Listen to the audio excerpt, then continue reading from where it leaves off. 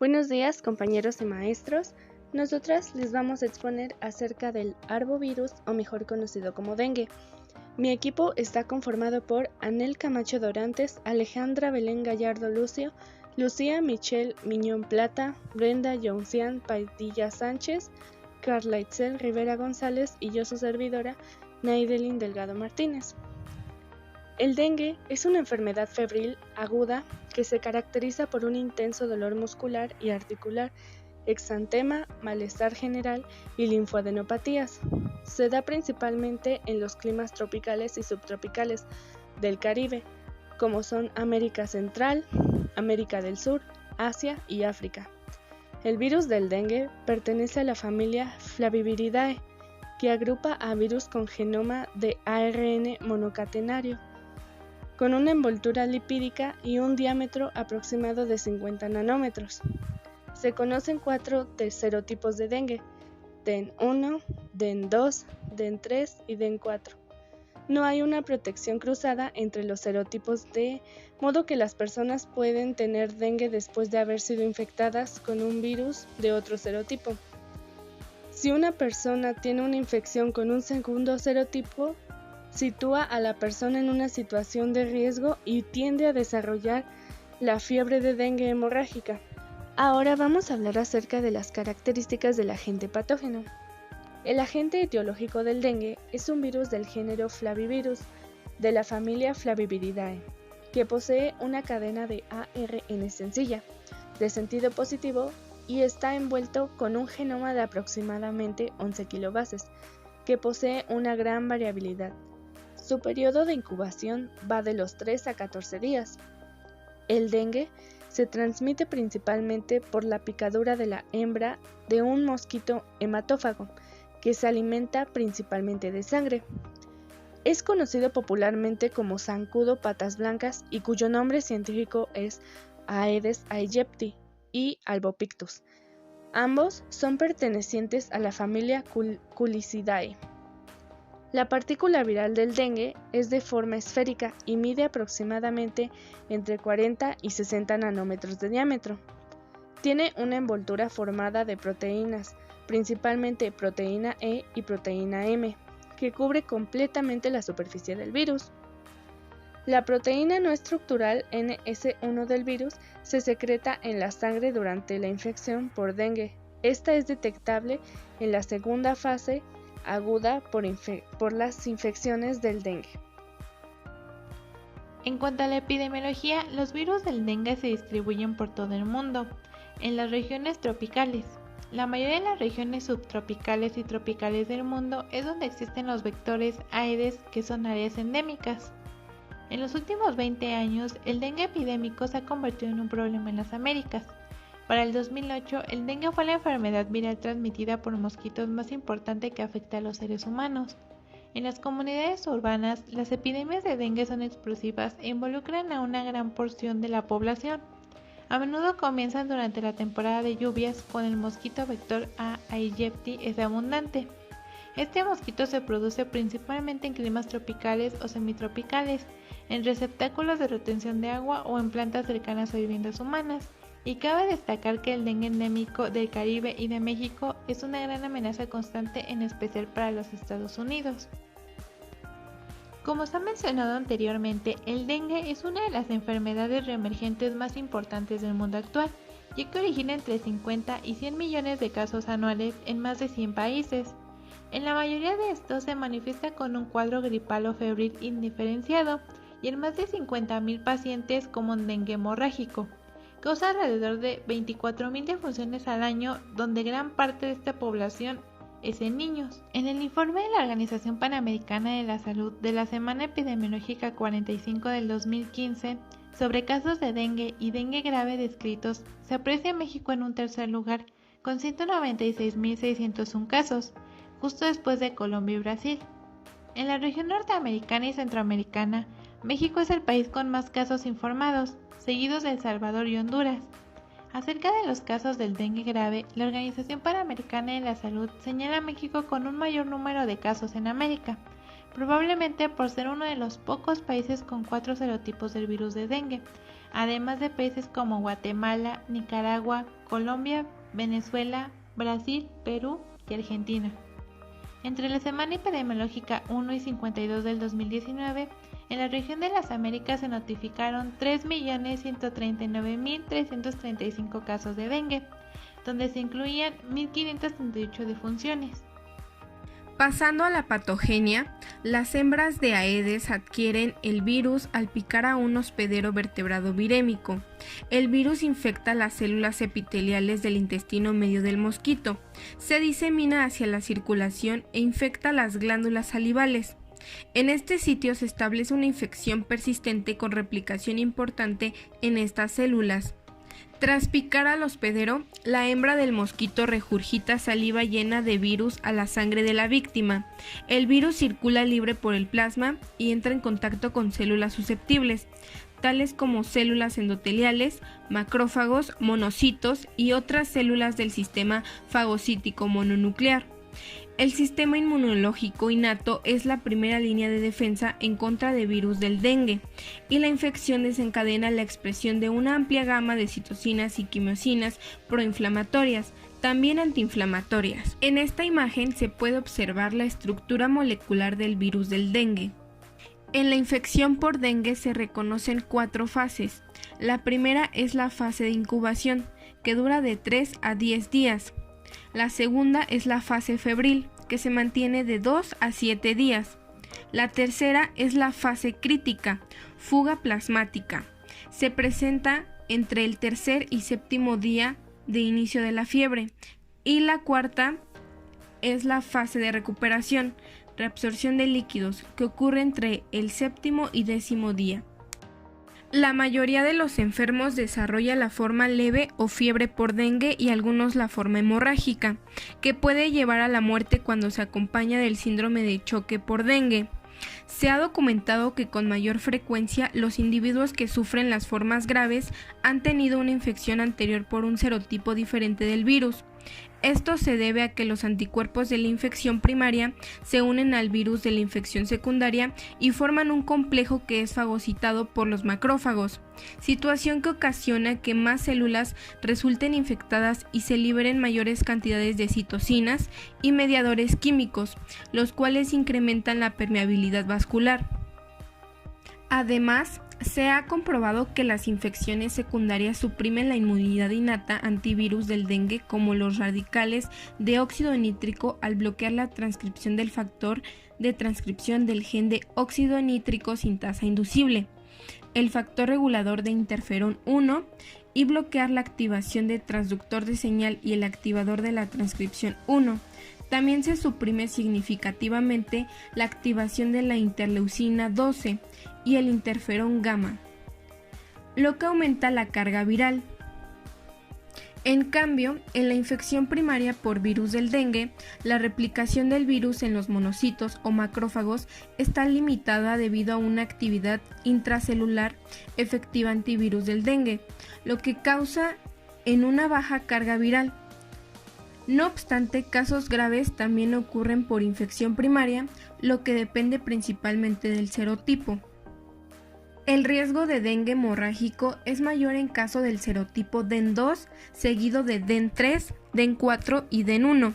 Los individuos infectados con un serotipo mantienen una memoria inmunológica prolongada que provee de protección de por vida contra el serotipo infectante, protección homotípica, mientras la protección cruzada en contra de los otros serotipos, protección heterotípica, dura en promedio 3 meses hasta 3 años, después de la cual son completamente susceptibles a la infección con los otros 3 serotipos. Desde luego, la manifestación de la enfermedad depende también de otros factores tales como la raza, la edad, la respuesta inmunitaria, entre otros. Los anticuerpos de infección primaria son en su mayor parte de la clase inmunoglobulina M y están dirigidos principalmente contra los determinantes antigénicos específicos del virus del dengue. Las infecciones secundarias inducen anticuerpos inmunoglobulina G, dirigidos contra los antígenos del grupo Flavivirus. Después del corto periodo de protección cruzada luego de una infección primaria, hay más riesgos de enfermedad grave, resultado de una infección secundaria heteróloga. Los complejos antígeno-anticuerpo que se forman durante una infección secundaria facilitan la infección de nuevas células mononucleares mediante receptores Fc gamma. Los monocitos infectados se vuelven blanco de los mecanismos inmunitarios y al ser atacados liberan los mediadores químicos que aumentan la permeabilidad capilar, activan al complemento, liberan tromboplastina y en conjunto provocan los cambios fisiopatológicos de la fiebre hemorrágica por dengue. A mayor número de células infectadas, mayor severidad en las manifestaciones clínicas de la enfermedad. Bueno, ahora hablaremos un poco sobre las manifestaciones clínicas. He anexado un pequeño glosario al final de la presentación para aclarar un poco más cada síntoma que se presentará a continuación. Es importante mencionar que la mayoría de las infecciones suelen ser asintomáticas o se presentan solamente síntomas febriles leves e inespecíficos. En la primera clasificación de las manifestaciones clínicas tenemos a las específicas, las cuales comienzan de 4 a 7 días después de la picadura del mosquito aegypti infeccioso, con un intervalo de 3 a 14 días de duración. La fiebre puede ser súbita. Generalmente persiste de 2 a 7 días, cede al tercer día y aumenta alrededor de los 5 a 8 días. También se pueden presentar síntomas prodrómicos de malestar, escalofríos y cefaleas. Los dolores suelen referirse como quebrantahuesos y se localizan principalmente en espalda, articulaciones, músculos y globos oculares. Es posible que aparezca un exantema en el tercer a cuarto día, el cual va a persistir durante 1 a 5 días. Por último, los ganglios linfáticos a menudo están aumentados de tamaño. La clasificación menos grave que se puede presentar es la fiebre del dengue clásico. Esta se caracteriza porque los síntomas se resuelven dentro de la primera semana. El paciente va a presentar fiebre, astenia, exantema rubeoliforme y pruriginoso, que es una erupción cutánea de lesiones planas y elevadas que se asemejan a las lesiones del sarampión, también llamado islas en un mar rojo, síntomas digestivos como dolor abdominal, diarrea, vómito, cefalea frontal intensa, dolor retroorbitario, mialgias, artralgias severas, erupción leve, maculopapular, leucopenia con linfocitosis relativa, trombocitopenia leve e incremento de transaminasas, epistaxis, el cual va a ser definido como el sangrado de la mucosa nasal como podemos observar en la imagen, gingivorragias, o sea, la hemorragia espontánea producida en las encías, petequias, púrpuras o equimosis, que podemos observar en las imágenes. Las púrpuras son puntos hemorrágicos subcutáneos, generalmente pequeños que se originan debido al decremento de plaquetas o de alteraciones vasculares y no desaparecen con la presión. Se les va a llamar petequias si miden menos de 3 milímetros y equimosis si son mayores. Menorragia o metrorragia, fotofobia y anorexia. La siguiente clasificación de la que vamos a hablar es la fiebre hemorrágica por dengue. Sus síntomas serán fiebre, manifestaciones hemorrágicas, las cuales van a incluir desde una prueba de torniquete positiva, que es la producción de petequias luego de la insuflación de un manguito braquial de toma de presión. Esto nos va a indicar la fragilidad capilar, hasta el sangrado espontáneo de la nariz o del tracto gastrointestinal. Hematuria, filtración de plasma hacia los espacios intersticiales asociada a un incremento de las concentraciones de citocinas vasoactivas. Hemoconcentración, hipoalbuminemia y trombocitopenia, la cual será la presencia menor a 100.000 plaquetas sobre milímetro cúbico. Vamos a contar con la presencia del síndrome de extravasación capilar SCLS, el cual se define como una enfermedad grave sistémica producida por el incremento de la permeabilidad capilar, caracterizada por episodios de hipotensión o disminución de la presión del pulso, el cual va a progresar rápidamente a shock, edema retroperitoneal, periorbitario o de miembros inferiores, efusiones pleurales, ascitis, derrame pericárdico e hipovolemia. Esta última nos va a indicar pérdida del volumen intravascular. Este síndrome se desarrolla rápidamente en un periodo de horas, característicamente cerca o al final del periodo febril. Las posibles complicaciones serán compromiso hepático, sangrado pulmonar o sangrado oculto, por ejemplo, hemorragia intracraneal, torácica o abdominal. La clasificación más grave es el síndrome de shock por dengue.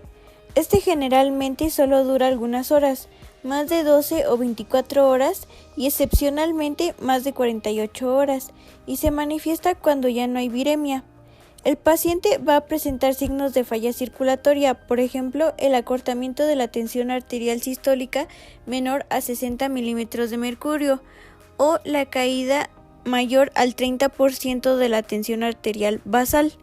Signos de choque como la alteración del estado de conciencia, palidez, piloerección, diaforesis, piel fría, taquicardia, pulso débil, cianosis, oliguria, precedidas por dolor abdominal intenso, datos de irritación peritoneal, vómito persistente y descenso brusco de la temperatura. En cuanto a los síndromes, tendremos la coagulación intravascular diseminada, que está definida como la generación excesiva y anormal de trombina y fibrina en la sangre circulante. Durante el proceso hay un aumento de la agregación plaquetaria y del consumo de factores de coagulación. Tiene manifestaciones trombóticas y embólicas venosas. Las posibles complicaciones serán hemorragias masivas, falla multiorgánica, encefalitis, miocarditis, hepatitis por dengue e insuficiencia renal. Para el diagnóstico, se realizan estudios de laboratorio y gabinete.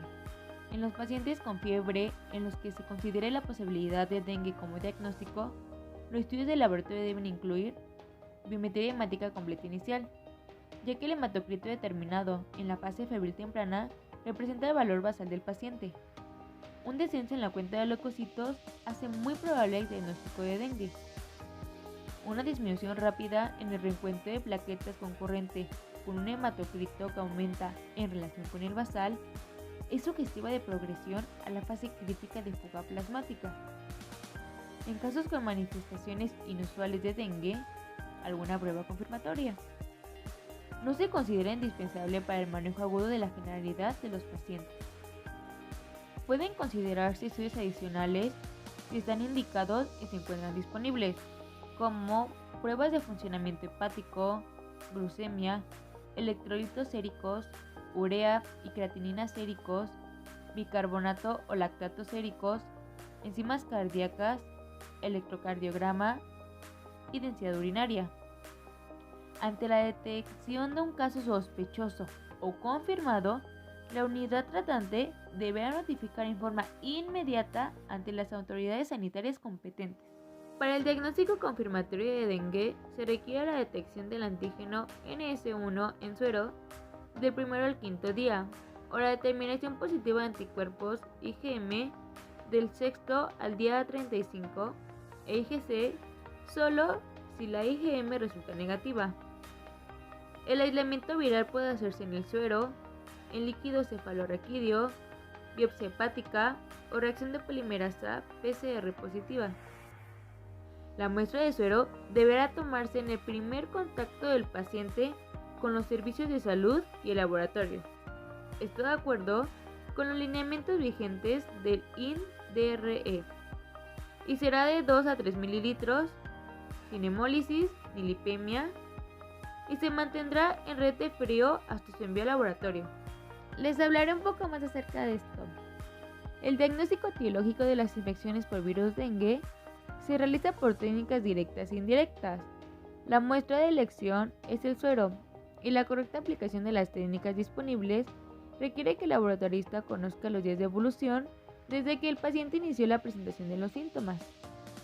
Si la muestra se tomó con menos de 5 días de evolución, se intentará demostrar la presencia de antígenos virales, la detección de proteínas virales no estructurales, aislar el virus, el aislamiento viral en cultivos celulares, ratones o inoculación de mosquitos, o detectar el genoma viral, PCR, NASVA, TACMAN, PCR en tiempo real, etc.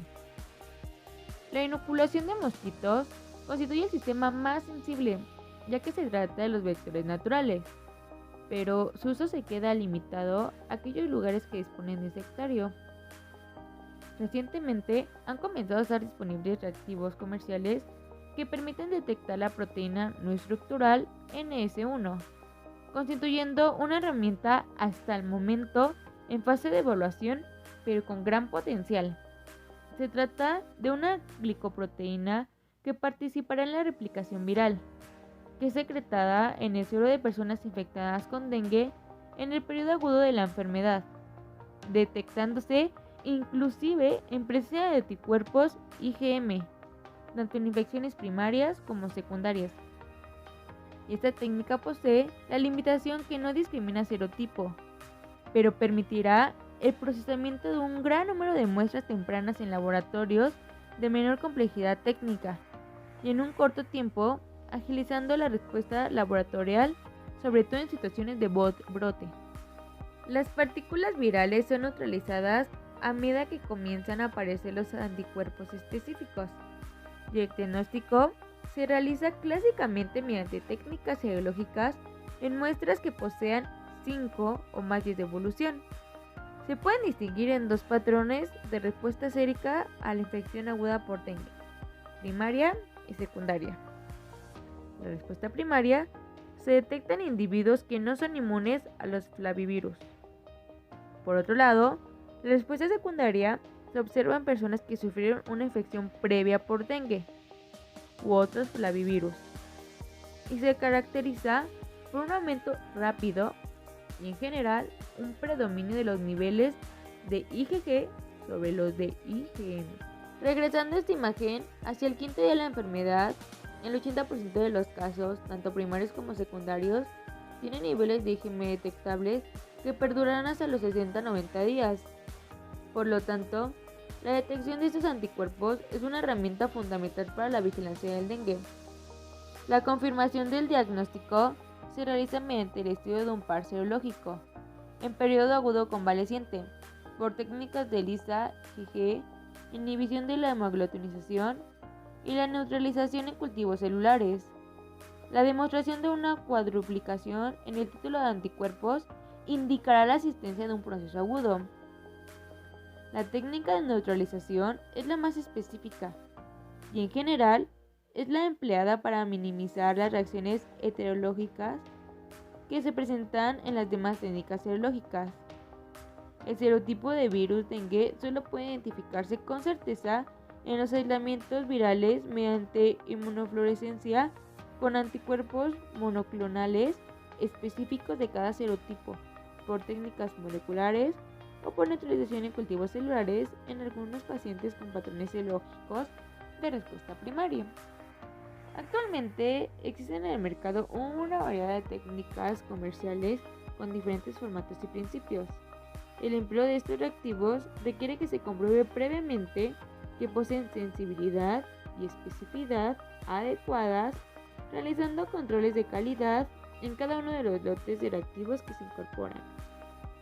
Al comienzo de la fase febril, el diagnóstico diferencial comprende varias infecciones víricas, bacterianas y protozoarias, incluyendo paludismo, realizar estudio en gota gruesa, fiebre tifoidea, leptospirosis, rickettsiosis, shigellosis, faringoamigdalitis, enfermedades exantemáticas febriles como sarampión, rubiola, escarlatina por enterovirus u otras, e influenza.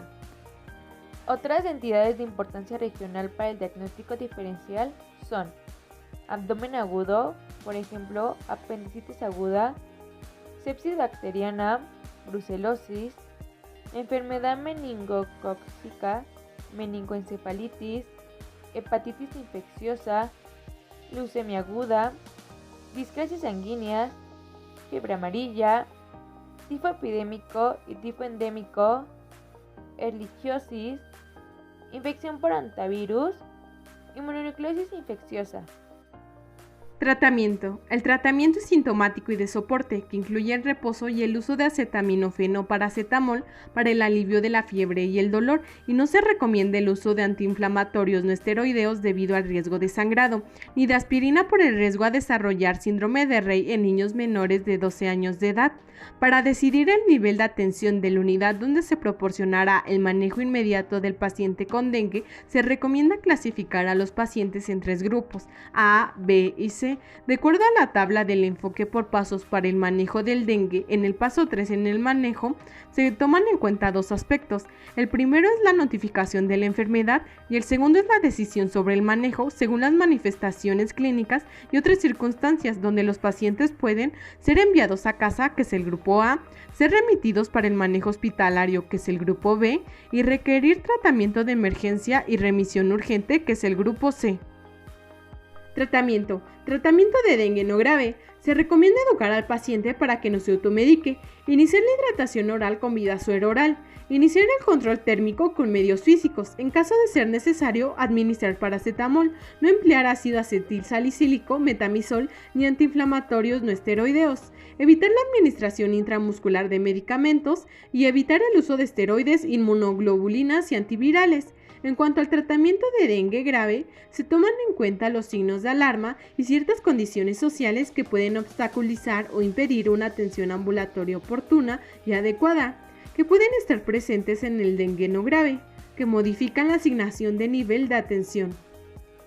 Grupo A. Son los pacientes que pueden manejarse ambulatoriamente y una vez que se proporciona orientación respecto a la vigilancia domiciliaria. Los criterios del grupo son pacientes que no tienen signos de alerta y pueden tolerar volúmenes adecuados de líquidos orales y eliminar orina por lo menos una vez cada 6 horas. Respecto a las pruebas de laboratorio, se encuentra el hemograma y el hematocrito.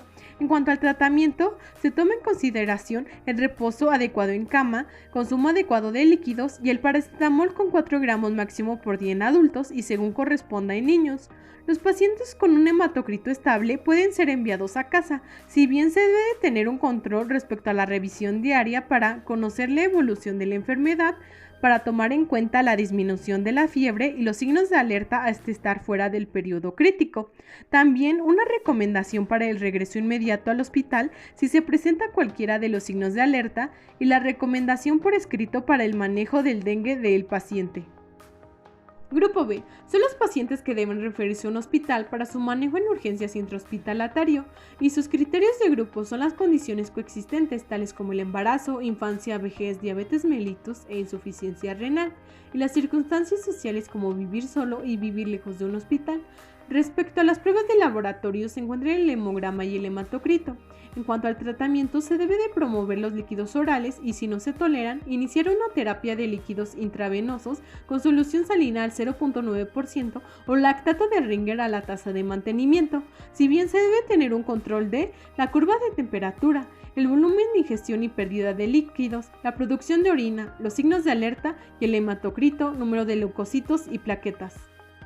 También en el grupo B se encuentran los signos de alerta existentes. Respecto a las pruebas de laboratorio se tiene el hemograma y el hematocrito. En cuanto al tratamiento se obtiene el valor del hematocrito de referencia antes de la terapia de líquidos y se administran soluciones isotónicas tales como la solución salina al 0.9% o el lactato de Ringer.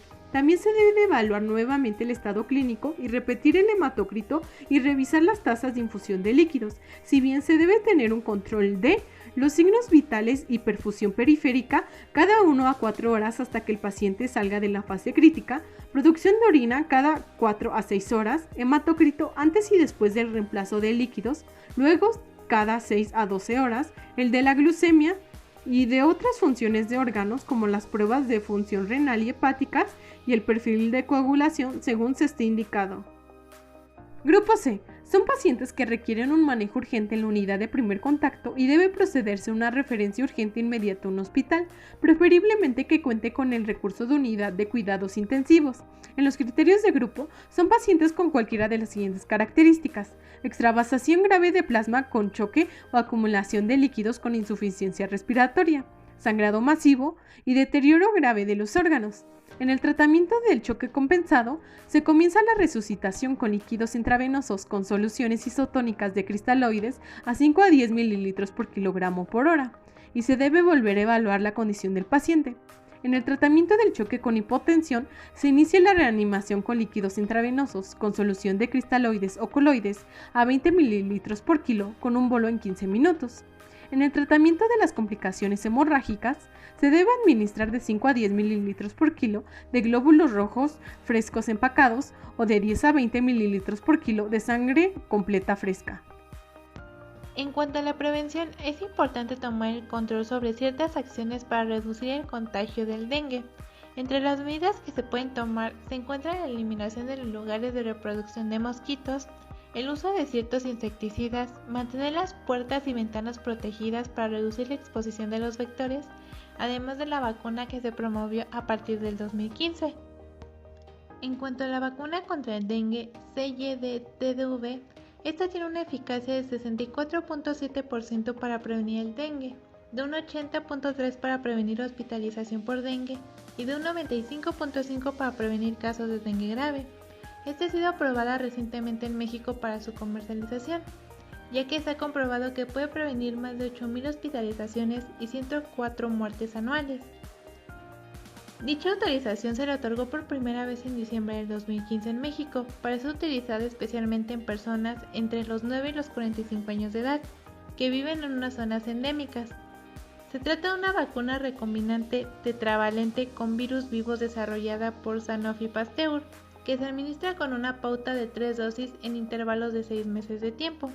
Esta vacuna, el principal objetivo que tiene es combatir los 4 serotipos de virus que tiene el dengue en circulación, ya que se ha comprobado que al menos en Latinoamérica son los que más se presentan habitualmente. A continuación se presenta el respectivo glosario con las manifestaciones clínicas del dengue. Y esto ha sido todo por nuestra parte y esperemos les haya gustado.